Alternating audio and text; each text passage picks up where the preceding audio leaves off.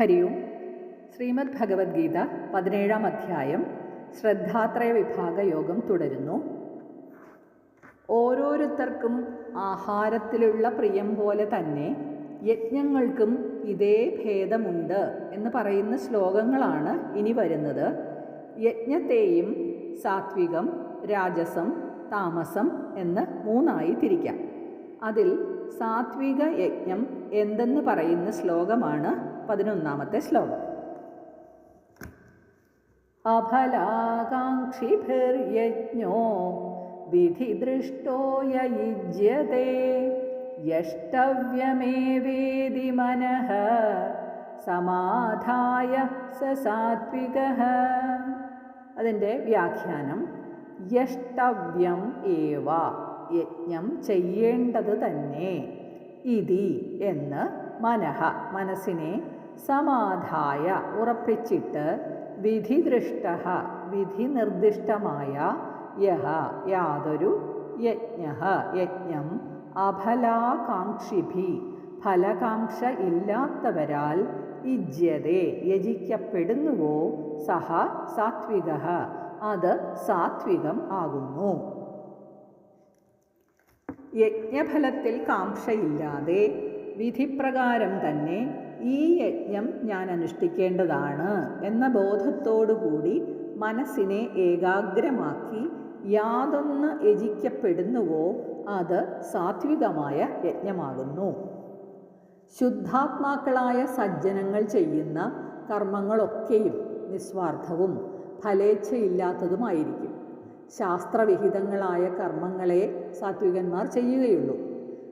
ഇത് ഈ രൂപത്തിൽ ഞാൻ അനുഷ്ഠിക്കേണ്ടതാണ്, ഇതുകൊണ്ട് എനിക്ക് ഒന്നും തന്നെ നേടേണ്ടതായിട്ടില്ല എന്ന് മനസ്സിൽ നിശ്ചയിച്ച് അവർ യജ്ഞങ്ങൾ ആചരിക്കുന്നു. 3-ാം അധ്യായം കർമ്മയോഗത്തിൻ്റെ 9-ാം ശ്ലോകത്തിൽ ഭഗവാൻ പറയുന്നുണ്ട്: യജ്ഞാർത്ഥാത് കർമ്മണോന്യത്ര ലോകോയം കർമ്മബന്ധനഃ തദർത്ഥം കർമ്മ കൗന്ദേയ മുക്തസംഗസമാചര. ഹേ അർജുന, ഈ ലോകം അല്ലെങ്കിൽ ഈ ജനം ഈശ്വരാർപ്പണ രൂപമായ കർമ്മത്തിൽ നിന്നും അന്യമായതിനാൽ കർമ്മബന്ധമുള്ളതാകുന്നു. അതുകൊണ്ട് അതിനു വേണ്ടിയുള്ള അല്ലെങ്കിൽ ഈശ്വരാർപ്പണത്തിനായുള്ള കർമ്മത്തെ ഫലകാംക്ഷയില്ലാത്തവനായി നീ ചെയ്താലും, ഫലകാംക്ഷയില്ലാത്ത കർമ്മത്തെക്കുറിച്ച് തന്നെയാണ് ഭഗവാൻ ഊന്നി പറയുന്നത്. ഇനി അടുത്തത് 12-ാമത്തെ ശ്ലോകം. ആ ശ്ലോകത്തിൽ രാജസ കർമ്മത്തെക്കുറിച്ചാണ് പറയുന്നത്. അഭിസന്ധായതു ഫലം ദംഭാർത്ഥമപി ചൈവ യത് യുജ്യതേ ഭരതശ്രേഷ്ഠ തം യജ്ഞം വിദ്ധി രാജസം.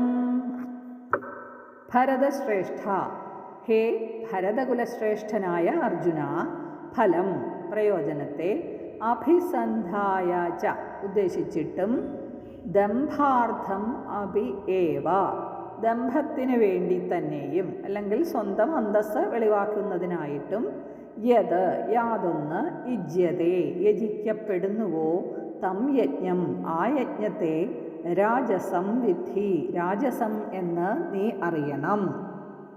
എന്നാൽ ഫലത്തെ ഉദ്ദേശിച്ചും ഔദ്ധത്യം കാണിക്കാൻ വേണ്ടിയും യാതൊരു യജ്ഞം അനുഷ്ഠിക്കപ്പെടുന്നുവോ ഭരതകുലശ്രേഷ്ഠനായ ഹേ അർജുന, അതിനെ രാജസമായ യജ്ഞം എന്ന് നീ അറിയുക. ഒരു നിശ്ചിത ഫലം കിട്ടണമെന്നുദ്ദേശിച്ച് ചിലർ പ്രവർത്തിക്കുന്നു. ഉദ്ദേശിച്ച കാര്യം നടക്കുമോ ഇല്ലയോ എന്ന ഭയാശങ്ക അവരെ തീർച്ചയായും അസ്വസ്ഥരാക്കുകയും ചെയ്യും. ആകാംക്ഷയും വെപ്രാളവും എല്ലാം അവരെ അലട്ടിക്കൊണ്ടുമിരിക്കും. ഞാൻ ധനാഢ്യനാണ്, പ്രതാപശാലിയാണ് എന്നൊക്കെ മറ്റുള്ളവരെ അറിയിക്കുക എന്ന ലക്ഷ്യത്തോടെ കർമ്മം ചെയ്യുന്ന വേറൊരു കൂട്ടരുമുണ്ട്. ഇതെല്ലാം ഓരോരോ ആഗ്രഹങ്ങളോടുകൂടി ചെയ്യുന്നതായതുകൊണ്ട് തന്നെ അവ ബന്ധത്തിന് കാരണമാവുന്നതുമാണ്. അതിനെയാണ് രാജസ കർമ്മം എന്ന് പറയുന്നത്. ഇനി താമസ യജ്ഞം എന്ത് എന്ന് പറയുന്നു അടുത്ത ശ്ലോകത്തിൽ, 13-ാമത്തെ ശ്ലോകം. വിധിഹീനമസൃഷ്ടാന്നം മന്ത്രഹീനമദക്ഷിണം ശ്രദ്ധാവിരഹിതം യജ്ഞം താമസം പരിചക്ഷതേ. വിധിഹീനം, ശാസ്ത്രവിധി കൂടാതെയും അസൃഷ്ടാന്നം അന്നദാനമില്ലാതെയും അദക്ഷിണം ദക്ഷിണയോടുകൂടാതെയും മന്ത്രഹീനം മന്ത്രരഹിതമായും ശ്രദ്ധാവിരഹിതം വിശ്വാസമില്ലാതെയുമുള്ള യജ്ഞം യാഗം അല്ലെങ്കിൽ ലോകസേവനം താമസം പരിചക്ഷതേ തമോ ഗുണപ്രധാനം എന്ന് പറയപ്പെടുന്നു. ശാസ്ത്രവിധിപ്രകാരമല്ലാത്തതും അന്നദാനമില്ലാത്തതും മന്ത്രങ്ങളോടുകൂടി അല്ലാത്തതും ദക്ഷിണ കൊടുക്കാത്തതും ശ്രദ്ധാപൂർവമല്ലാത്തതുമായ യജ്ഞത്തെ താമസയജ്ഞം എന്ന് പറയുന്നു. തമോ ഗുണക്കാരൻ്റെ യജ്ഞം അഥവാ ലോകസേവന കർമ്മം വിധിപ്രകാരമായിരിക്കില്ല, തോന്നിയ മട്ടിലായിരിക്കും. ലോകത്തിൻ്റെ അഭിവൃദ്ധിക്ക് ഉതകുന്ന രീതിയിൽ ഒന്നും അതിൽ നിന്നുണ്ടാവുകയുമില്ല. മറിച്ച് ധാർമ്മിക മൂല്യങ്ങൾക്ക് യോജിക്കാത്ത നീചകർമ്മങ്ങളായിരിക്കും അയാൾ ചെയ്യുക.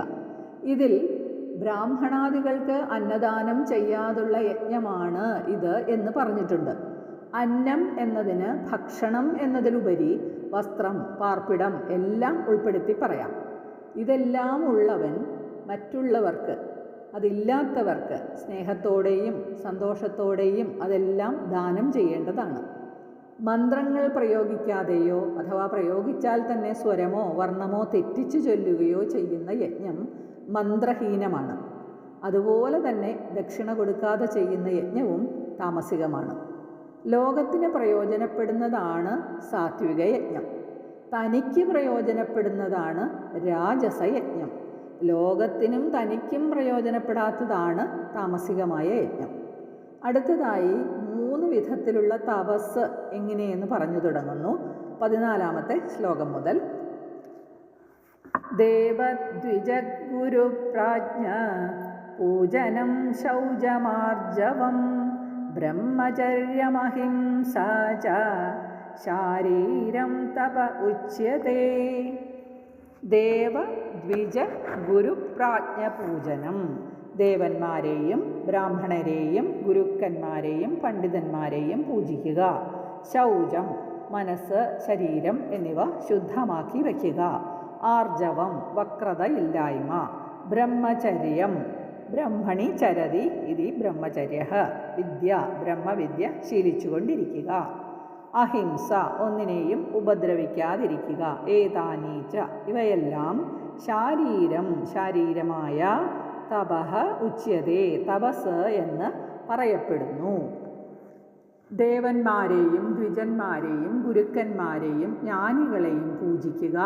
ശരീരമനോശുദ്ധി, വക്രതയില്ലായ്മ, ബ്രഹ്മചര്യം, അഹിംസ മുതലായവ ശീലിക്കുക എന്നിവയെ ശാരീരികമായ തപസ് എന്ന് പറയുന്നു.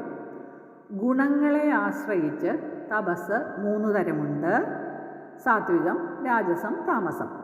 അതിൽ തന്നെ ശരീരം, മനസ്സ്, വാക്ക് എന്നിവയെ ആശ്രയിച്ച് വീണ്ടും അതിനെ 3ആയി തിരിക്കുന്നു. ആദ്യം ശാരീരിക തപസ്സിനെ പറ്റി പറയുന്നു. ഈശ്വരവിശ്വാസം, ഗുരുക്കന്മാരെയും ആത്മജ്ഞാനികളെയും ശാസ്ത്രപണ്ഡിതന്മാരെയും ബഹുമാനിക്കുക, ശുചിത്വം പാലിക്കുക, ആരെയും ഉപദ്രവിക്കാതെ വക്രതയില്ലാതെ ജീവിക്കുക, ഇതെല്ലാം ശാരീരികമായ തപസ്സിൽപ്പെടും. ഇതിൽ ദ്വിജന്മാരെ പൂജിക്കണം എന്ന് പറയുന്നുണ്ട്. മാതൃഗർഭത്തിൽ പിറക്കുന്ന മനുഷ്യന് ധർമ്മബുദ്ധിയോടൊപ്പം അധാർമിക പ്രവണതകളും ഉണ്ടാകും.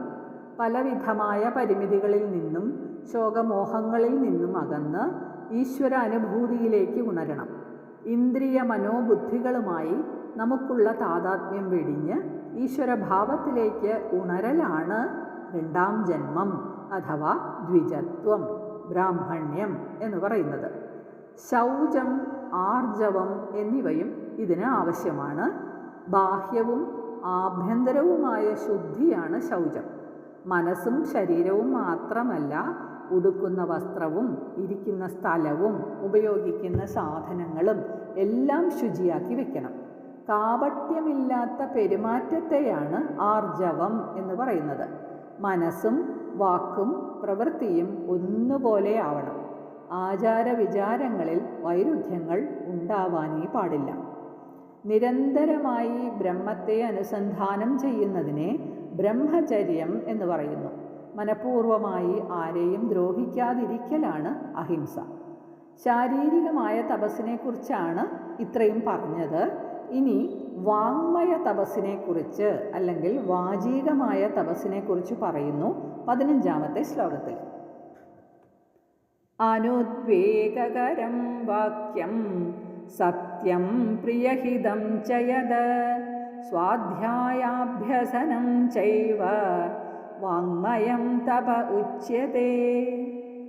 അനുദ്വേഗകരം മനക്ഷോഭമുണ്ടാക്കാത്തതും, സത്യം സത്യമായത് പരമാർത്ഥമായതും, പ്രിയഹിതം ച കേൾക്കാൻ സുഖമുള്ളതും കേൾക്കുന്നവന് ഗുണമുള്ളതുമായ യത് യാതൊരു വാക്യം വാക്ക്, സ്വാധ്യായാഭ്യസനം ഏവ ച സ്വയം ആലോചിച്ച് അറിവ് സമ്പാദിക്കുന്നതും, വാങ്മയം തപഃ ഉച്യതേ വാക്ക് രൂപമായ തപസ് എന്ന് പറയപ്പെടുന്നു.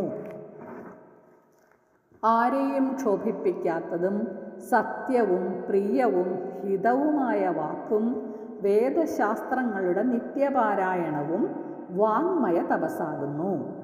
വാക്ക് എന്നത് ശക്തമായ ഒരു മാധ്യമമാണ്. പറയുന്ന ആളിൻ്റെ ബുദ്ധിശക്തിയും മനസംയമനവും ആത്മനിയന്ത്രണവും എല്ലാം വെളിവാക്കുന്നതാണ് ഒരാളുടെ വാക്ക്. അങ്ങനെ അല്ലാത്ത വാക്കിന് യാതൊരു ശക്തിയുമില്ല. മനുഷ്യൻ്റെ ശക്തി ഏറ്റവും കൂടുതൽ ചോർന്നു പോകുന്നതും വാക്കിലൂടെയാണ്. കേൾക്കുന്നവരെ ക്ഷോഭിപ്പിക്കുന്ന പരുഷമായ വാക്കുകൾ പറയരുത്. നമ്മുടെ വാക്കുകൾ അന്യരുടെ വികാരങ്ങളെ വ്രണപ്പെടുത്തുന്നതോ അസഭ്യമോ ആവരുത്. പറയുന്ന വാക്ക് സത്യവും ശ്രോതാവിന് പ്രിയവും ഹിതകരവുമായിരിക്കണം. സ്വാധ്യായം എന്നതും ഇതിൽ ഉൾപ്പെട്ടു വരുന്നു. ഉപനിഷത്ത് തുടങ്ങിയ ആധ്യാത്മിക ഗ്രന്ഥങ്ങൾ വായിച്ച് മനനം ചെയ്യലാണ് സ്വാധ്യായം. വാക്കിൻ്റെ സമർത്ഥമായ നിയന്ത്രണം കൊണ്ട് സംഭരിക്കുന്നതായ ശക്തിയെ സ്വാധ്യായത്തിനായി ഉപയോഗിക്കണം. അടുത്ത ശ്ലോകത്തിൽ മാനസ തപസ് എന്തെന്ന് പറയുന്നു. 16-ാമത്തെ ശ്ലോകം നോക്കാം. മനഃപ്രസാദ സൗമ്യത്വം മൗനമാത്മവിനിഗ്രഹഃ ഭാവസംശുദ്ധിരിത്യേതത് തപോ മാനസമുച്യതേ. മനഃപ്രസാദഃ മനഃശാന്തി, വികാരങ്ങൾ ഒഴിഞ്ഞ് മനസ്സ് തെളിയുന്ന അവസ്ഥ. സൗമ്യത്വം എന്നാൽ ക്രൗര്യമില്ലായ്മ. മൗനം വാക്കുകളുടെ നിയന്ത്രണം. ആത്മവിനിഗ്രഹം മനസ്സിൻ്റെ അടക്കം. ഭാവസംശുദ്ധി സ്വഭാവശുദ്ധി. ഇതി ഇപ്രകാരമുള്ള ഏതത് ഇത് മാനസം തപ ഉച്യതേ മാനസമായ തപസ് എന്ന് പറയപ്പെടുന്നു. മനഃശുദ്ധി, സൗമ്യഭാവം, മനസ്സിൻ്റെ ഏകാഗ്രത, ഇന്ദ്രിയ നിഗ്രഹം, വിചാരശുദ്ധി ഇവയൊക്കെ മാനസികമായ തപസ്സാണ്. കാമം, ക്രോധം തുടങ്ങിയ വികാരങ്ങളാണ് മനസ്സിനെ കലുഷിതമാക്കുന്നത്. അതെല്ലാം ഒഴിയുമ്പോൾ മനസ്സ് താനെ ശാന്തമാകും. അതാണ് മനഃപ്രസാദം. ഭക്തിയും സ്നേഹവും സഹാനുഭൂതിയും അനുകമ്പയും എല്ലാം മനസ്സിൽ നിറയുമ്പോൾ സൗമ്യഭാവം നമുക്ക് താനേ കൈവരും. മൗനം എന്നൊരു വിശേഷണം ഇതിൽ പറയുന്നുണ്ട്. മൗനം എന്നാൽ ഒന്നും മിണ്ടാതിരിക്കലല്ല, അനാവശ്യ സംഭാഷണങ്ങൾ ഒഴിവാക്കി വാക്കുകളെ മിതപ്പെടുത്തേണ്ടത് അഥവാ മിതഭാഷിയാവേണ്ടത് ആത്മനിയന്ത്രണത്തിന് അത്യാവശ്യമാണ്. ആത്മനിയന്ത്രണം ഇല്ലെങ്കിൽ മനഃപ്രസാദവും സൗമ്യതയും മൗനവും ഒന്നും അനുഭവപ്പെടുകയുമില്ല. ആത്മനിയന്ത്രണം സാധിച്ചു കഴിഞ്ഞാൽ അത് പെരുമാറ്റത്തിൽ പ്രകാശിച്ചു കാണാം. മറ്റുള്ളവരോട് പെരുമാറുമ്പോൾ കുടിലത ഇല്ലാതെ ഇരിക്കണം. അതാണ് ഭാവസംശുദ്ധി അഥവാ ഹൃദയശുദ്ധി. ഇതെല്ലാം ചേർന്നതിനെയാണ് മാനസിക തപസ് എന്ന് പറയുന്നത്. ഹരി ഓം തത്സത്.